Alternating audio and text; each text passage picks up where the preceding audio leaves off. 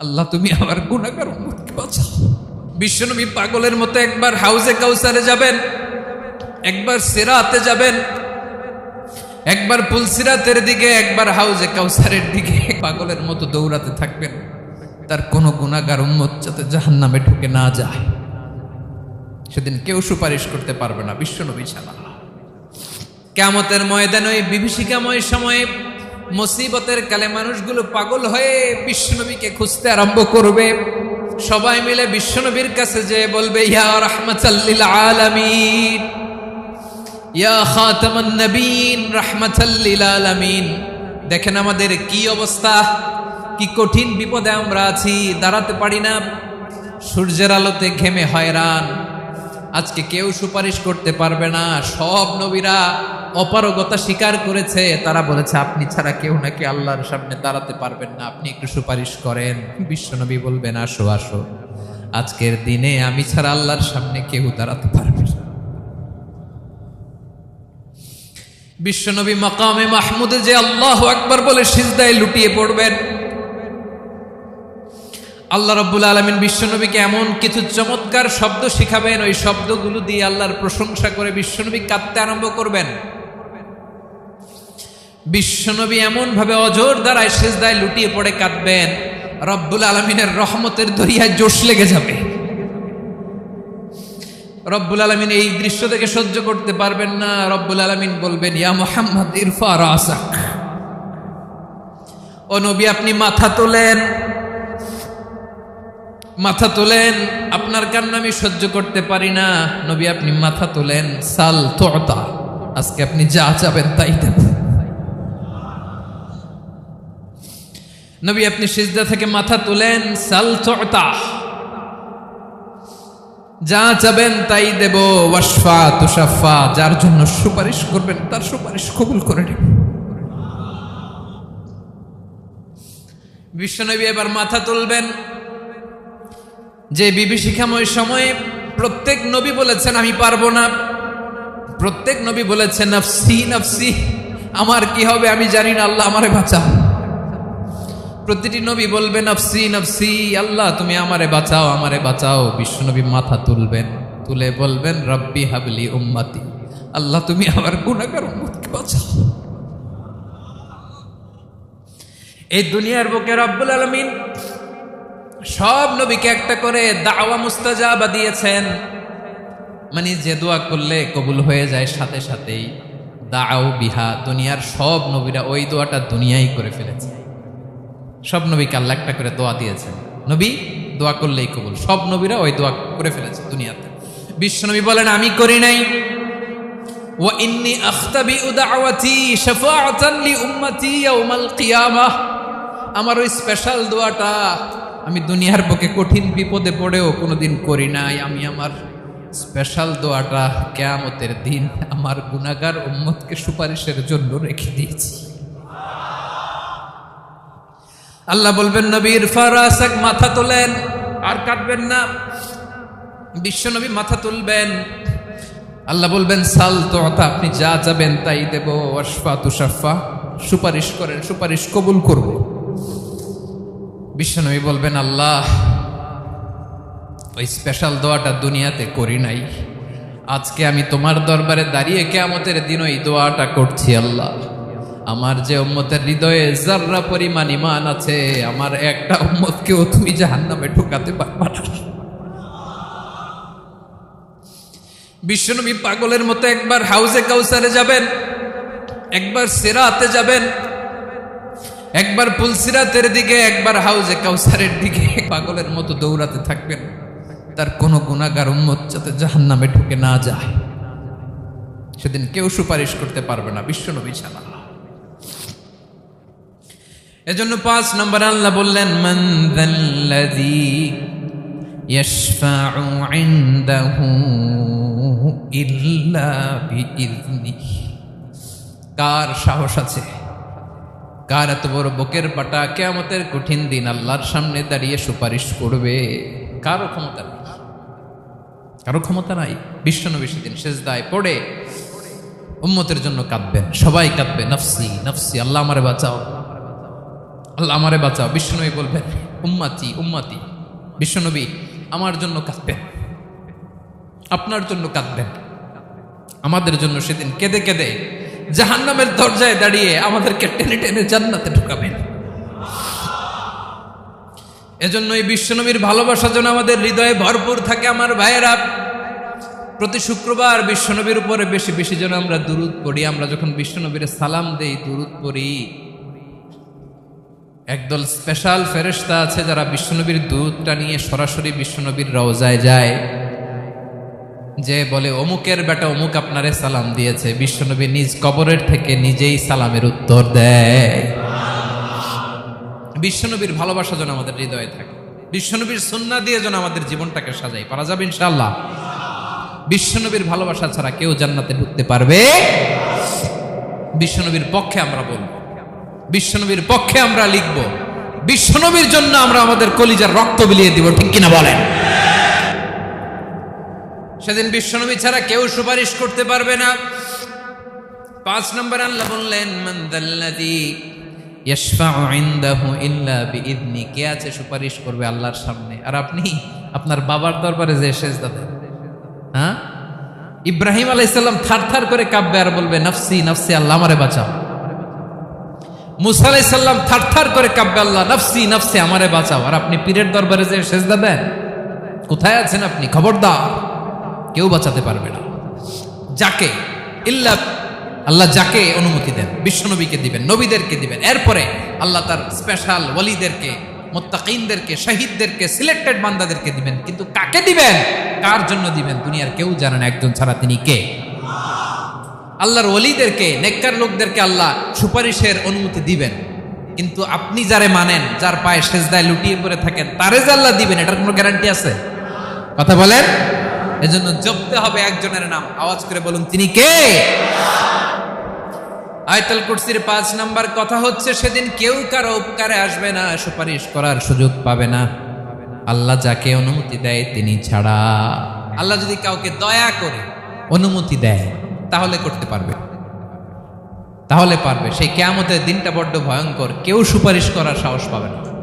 আরে আমার অবস্থা কি আমি জানি না, আমি আবার কারোর জন্য সুপারিশ করব? কথা বুঝেন নাই? আমার কি হবে আমি জানি, তা আমি আরেকজনের নিয়ে টেনশন করার সুযোগ কোথায়? ইয়া নাফসি ইয়া নাফসি, আল্লাহ আমারে বাঁচাও, আমারে বাঁচাও, আমারে বাঁচাও। কাঁদতে কাঁদতে মানুষ হয়রান হয়ে যাবে, এ নাকি আবার আরেকজনের বাঁচাও। বিশ্বনবী বলেন, বিশ্বনবী একবার ছাগলের রান খাচ্ছিলেন। রান খেতে খেতে বিশ্বনবী বলেন, আনা সাইয়্যিদুন নাসি ইয়াউমাল কিয়ামা, আমি কিয়ামতের দিন সর্বশ্রেষ্ঠ হব, মানুষের মধ্যে সর্বশ্রেষ্ঠ সেরা আমি বিশ্বনবী। আলহামদুলিল্লাহ পড়েন। বিশ্বনবী বলেন, সেদিনটা বড্ড ভয়ঙ্কর। সেদিন কেউ কারো কোনো উপকারে আসবে না, বন্ধু বন্ধুর কাজে আসবে না, স্ত্রী স্বামীর উপকারে আসবে না, স্বামী স্ত্রীর উপকারে আসবে না, পীর সাহেব মুরিদরে বাঁচাতে পারবে না, মুরিদ পীর সাহেবরে বাঁচাতে পারবে না, নেতা কর্মীর পরিচয় দিবে না, কর্মী নেতার পরিচয় দিবে না, ভাই বোনকে চিনবে না, বোন ভাইকে চিনবে না, বাবা তার সন্তানকে চিনবে না, মেয়েকে দেখে মা দৌড়ে দৌড়ে পালাবে। বড্ড ভয়ঙ্কর দিন। বিশ্বনবী বলবেন, জমিনটা এখনকার মতো থাকবে না, পুরো জমিনটা সমান হয়ে যাবে, ফ্ল্যাট। এখন তো গোল, তখন ফ্ল্যাট। সবাই এক জমিনের উপরে দাঁড়াবে, সূর্যটা মাথার কাছে চলে আসবে, সূর্যের গরমে মানুষের মাথার মগজ গলে গলে কানের ছিদ্র, নাকের ছিদ্র দিয়ে বেয়ে বেয়ে পড়বে। সবাই হয়রান, পেরেশান, ক্লান্ত শ্রান্ত। মানুষগুলো বলবে বাঁচার কোনো উপায় নাই।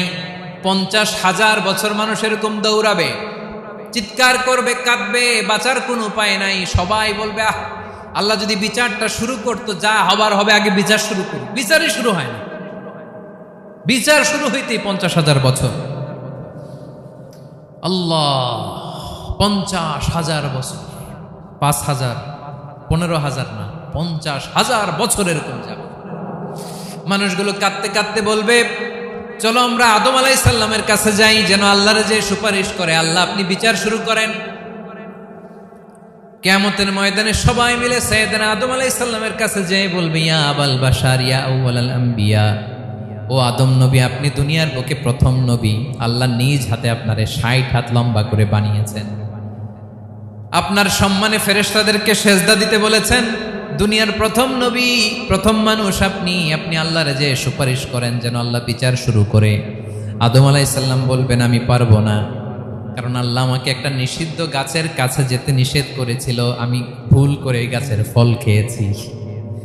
নাফসি নাফসি, আজকে আমার কি হবে আমি জানি না, আমি বড় লজ্জিত। আমারে যদি আল্লাহ জিজ্ঞেস করে কেন খাইছিলাম, আমার কোনো উত্তর নাই। তোমারে বাঁচামো কেমনে আমি? নবীরা থার থার করে কাঁপবে সেদিন। আদম আলাইহিস সালাম বলবেন আমি পারবো না, মাফ করো আমাকে, আমি পারবো না। ওই যে ভুল করে গন্ধম খেয়ে ফেলেছি, নিষিদ্ধ গাছের ফল খেয়ে ফেলেছে, আমি বড় লজ্জিত, অনুতপ্ত, আমি পারবো না। আজকে আল্লাহ এত রাগান্বিত হয়েছে, আগে কখনো আল্লাহ এত রাগান্বিত হয় নাই, ভবিষ্যতেও আল্লাহ কখনো এত রাগান্বিত হবে না। আমি পারবো না। এক কাজ করো, তোমরা নূহ আলাইহিস সালামের কাছে যাও। কোন নবী? লোকেরা এবার পাগলের মতো দৌড়াতে দৌড়াতে আল্লাহর নবী নূহ আলাইহিস সালামের কাছে যেয়ে বলবে ইয়া নবী আল্লাহ নূহ, আনতা আউয়ালুর রুসুলি ফিল আরদ, আপনি জমিনে প্রথম রাসূল। আদম আলাইহিস সালাম নবী ছিলেন, রাসূল ছিলেন না। এই দুনিয়ার বুকে প্রথম রাসূল ছিলেন আল্লাহর নবী নূহ আলাইহিস সালাম। সবাই বলবে ও নবী আল্লাহ নূহ, রাসূল আল্লাহ নূহ, আল্লাহ আপনাকে আবদান শাকুরা, শুকরগুজার বান্দা বলে কোরআনে বলেছে। কোরআনে নূহ আলাইহিস সালামের নামেও সূরা আছে না নাই? আপনি আল্লাহর প্রিয় বান্দা, প্রিয় রাসূল। দেখেন আমাদের কি দশা, ঘামতে ঘামতে শেষ। জমিনটা তামার জমিন, সূর্যটা মাথার কাছে, কি করবো আর পারি না, ঘামতে ঘামতে আর কত ঘামবো, কত দাঁড়িয়ে থাকবো। আল্লাহরে যে বলেন বিচার যেন শুরু করে। নূহ আলাইহিস সালাম বলবেন আমিও পারবো না, আমিও পারবো না। আমি আমার ছেলের জন্য কথা বলে ভুল করে ফেলছি। যখন মহাপ্লাবন হবে আমি বললাম আল্লাহ আমার কলিজার টুকরা সন্তান রে বাঁচান। আল্লাহ বললেন ও নূহ, সে তোমার সন্তান না, কারণ সে ঈমান আনে নাই, সে পাহাড়ের উপর দাঁড়িয়েছে, দেখি কেমনে সে বাঁচে। ওই যে আমি একটা না বুঝে আবদার করেছি, আল্লাহ আমার উপর রেগে গিয়েছিলেন। আজকে আল্লাহ ওই ব্যাপারে যদি আমারে প্রশ্ন করে, আমার কোনো জবাব নাই, আমি পারবো না, মাফ করো। তোমরা সবাই মিলে আল্লাহর খালিল ইব্রাহিম আলাইহিস সালামের কাছে যাও। লোকগুলো পাগলের মতো খুঁজতে আরম্ভ করবে, অযুত লক্ষ নিযুত কোটি মানুষের ভিড়ে আল্লাহর খালিল ইব্রাহিমকে যে বলবে ইয়া খালিলুল্লাহ, ও আল্লাহর খালিল, আল্লাহ আপনাকে বড্ড ভালোবেসেছেন, আপনি কাবা বানিয়েছেন, আল্লাহ আপনাকে বড্ড পছন্দ করেন। দেখেন আমাদের কি অবস্থা। আপনি যে আল্লাহর কাছে সুপারিশ করেন যেন আল্লাহ আজকে বিচার শুরু করে। আল্লাহর নবী ইব্রাহিম বলবেন আমিও পারবো না, আমি আমার জীবদ্দশায় 3টা মিথ্যা বলেছি। কয়টা? আসলে মিথ্যা না, একটু টুইস্ট করে কৌশল করে কথা বলেছিলেন, ওইটাকে হাদিসে মিথ্যা বলা হয়েছে।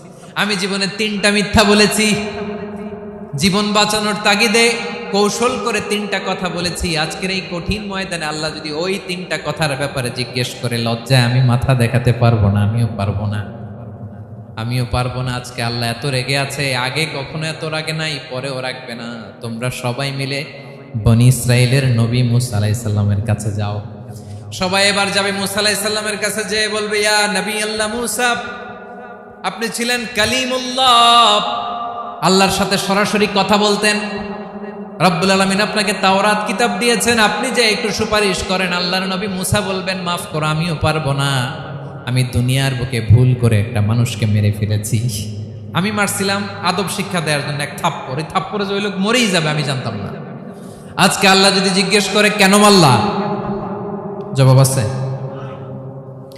ওই লজ্জায় আমি অনুতপ্ত, আমি পারবো না, আমার এই কথা বলো না। আজকে আল্লাহ বড্ড রেগে আছে, আমি পারবো না। তোমরা আল্লাহর নবী ঈসা আলাইহিস সালামের কাছে যাও। কিয়ামতের ময়দানে মানুষগুলো পাগল পাড়া হয়ে আল্লাহর নবী ঈসা আলাইহিস সালামের কাছে যাবে, যে বলবে নবী ঈসা আপনি রূহুল্লাহ, বাবা ছাড়া আল্লাহ আপনাকে বানিয়েছেন, ইনজিল কিতাব দিয়েছেন, মৃত মানুষকে আপনি জীবিত করতে পারতেন। আজকের এই কঠিন বিপদের দিনে আপনি আমাদের সাহায্য করেন। আল্লাহর কাছে যে বলেন যেন বিচার শুরু করে। ঈসা আলাইহিস সালাম বলবেন আমিও পারবো না, ইন্নী উবিদতু মিন দুনিল্লাহ, আমার উম্মত খ্রিস্টানেরা আল্লাহরে বাদ দিয়ে আমি ঈসার ইবাদত করেছে। আমার মা ম্যারি আর আমাকে ডাকতো জেসাস ক্রাইস্ট, আমার ইবাদত করেছে, যদিও আমি আমার ইবাদত করতে বলি না। ঈসা আলাইহিস সালামও ইবাদত করতে বলেছেন একজনের, তিনি কে? আল্লাহ নবী সাল্লাল্লাহু আলাইহি সাল্লাম বলবেন আমিও পারবো না, আজকে আল্লাহ অনেক রেগে আছে, আমি পারবো না, তবে একটা পরামর্শ দিতে পারি, একটা সাজেশন দিতে পারি। আজকের দিনে এই কঠিন মুসিবতের কালে, এই কঠিন সময়ে কেউ আল্লাহর দরবারে দাঁড়িয়ে একটা টু শব্দ করার ক্ষমতা কারো নাই, একমাত্র আখিরি জামানার পয়গাম্বর বিশ্বনবী মুহাম্মদুর রাসূলুল্লাহ ছাড়া। মানুষগুলো এবার আগুনের মধ্যে পানি দিলে যেমনি আগুন নিভে যায়, দাউ দাউ করা হৃদয়ে জ্বলন্ত আগুন তাদের ঠান্ডা হবে। কিয়ামতের ময়দানে ওই বিভীষিকাময় সময়ে মুসিবতের কালে মানুষগুলো পাগল হয়ে বিশ্বনবীকে খুঁজতে আরম্ভ করবে। সবাই মিলে বিশ্বনবীর কাছে যেয়ে বলবে ইয়া রাহমাতাল লিল আলামিন, ইয়া খাতামান নবীন, রাহমাতাল লিল আলামিন। দেখেন আমাদের কি অবস্থা, কি কঠিন বিপদে আমরা আছি, দাঁড়াতে পারি না, সূর্যের আলোতে ঘেমে হয়রান। আজকে কেউ সুপারিশ করতে পারবে না। সব নবীরা অপারগতা স্বীকার করেছে, তারা বলেছে আপনি ছাড়া কেউ নাকি আল্লাহর সামনে দাঁড়াতে পারবেন না, আপনি একটু সুপারিশ করেন। বিশ্বনবী বলবেন আসো আসো, আজকের দিনে আমি ছাড়া আল্লাহর সামনে কেউ দাঁড়াতে পারবে না। বিশ্বনবী বলবেন আল্লাহ, ওই স্পেশাল দোয়াটা দুনিয়াতে করি নাই, আজকে আমি তোমার দরবারে দাঁড়িয়ে কিয়ামতের দিন ওই দোয়াটা করছি। আল্লাহ, আমার যে উম্মতের হৃদয়ে যাররা পরিমাণ ঈমান আছে, আমার একটা উম্মতকেও তুমি জাহান্নামে ঢোকাতে পারবা না। বিশ্বনবী পাগলের মতো একবার হাউজে কাউসারে যাবেন, একবার সিরাতে যাবেন, একবার পুলসিরাতের দিকে, একবার হাউজে কাউসারের দিকে পাগলের মতো দৌড়াতে থাকবেন। তার কোন গুনাহগার উম্মত যাতে জাহান্নামে ঢুকে না যায়। সেদিন কেউ সুপারিশ করতে পারবে না বিশ্বনবী ছাড়া, কারো ক্ষমতা নাই। বিশ্বনবী সেদিন সেজদায় পড়ে উম্মতের জন্য কাঁদবেন, সবাই কাঁদবে নফসি নফসি, আল্লাহ আমারে বাঁচাও, আল্লাহ আমারে বাঁচাও। বিশ্বনবী বলবেন উম্মতি উম্মতি। বিশ্বনবী আমার জন্য কাঁদবেন, আপনার জন্য কাঁদবেন, আমাদের জন্য সেদিন কেঁদে কেঁদে জাহান্নামের দরজায় দাঁড়িয়ে আমাদেরকে টেনে টেনে জান্নাতে ঢুকাবেন। এজন্য